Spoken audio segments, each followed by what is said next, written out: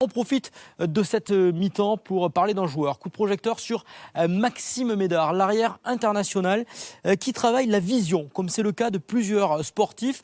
Objectif, travailler la prise d'information visuelle pour habituer son cerveau à aller plus vite dans la prise de décision. Reportage avec les images de Pierre Févanec et le montage de Christophe Estagno.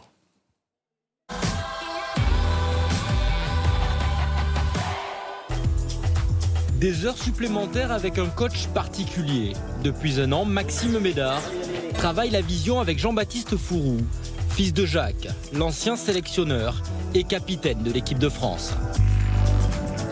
Je me souviens que j'étais tout petit, j'ai entendu dire mon père que le muscle le plus important au rugby, c'est celui qui était entre les deux oreilles. On est en plein dans le sujet. Ouais. Allez, tu me fais la première ligne déjà. S, D, R, D, N. Les yeux sont que des capteurs. Et le cerveau interprète ce que les yeux perçoivent en fait. Tu essayes de faire la netteté, il faut que ça soit net de suite. Ton cerveau donne l'information à tes muscles, de prendre un intervalle, d'attraper le ballon, de passer aux copains. On travaille sur la rapidité de l'information visuelle. Ça apporte un peu plus de confiance, on va dire, sur des prises de décision, sur des prises de risques, sur des choix rapides à faire. Tac. Allez, 1 minute, go.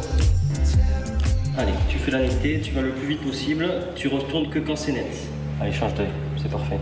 Un sportif de haut niveau comme Maxime, il a des centaines d'informations à gérer en une fraction de seconde. Il doit savoir qu'est-ce qu'il doit faire, le choix. Vas-y, appuie sur ça, mets start. Pour cela, utilisation d'un casque de réalité virtuelle qui oblige le cerveau à faire davantage d'efforts. Aujourd'hui, les défenses sont plus denses, plus dures à percer, donc c'est vrai que de voir des petits intervalles, c'est peut-être grâce à ce travail-là que je vais pouvoir les voir et pouvoir prendre des décisions pour m'engager et essayer de percer les défenses. Un aspect ludique qui cache une vraie complexité pour la vue.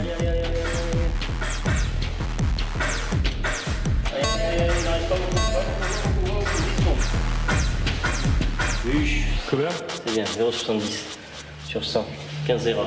Il est obligé de garder sa vision centrale sur le ballon et en même temps de prendre conscience de sa périphérie pour que dès qu'il a le ballon dans les mains, il réagisse, il met un crochet, il tape, il réagisse de suite. Pour travailler la vision périphérique, cet exercice, taper les lettres de l'alphabet en fixant un point central. Dissocie la vision centrale, la vision périphérique. Dissocie ça, reste sur le...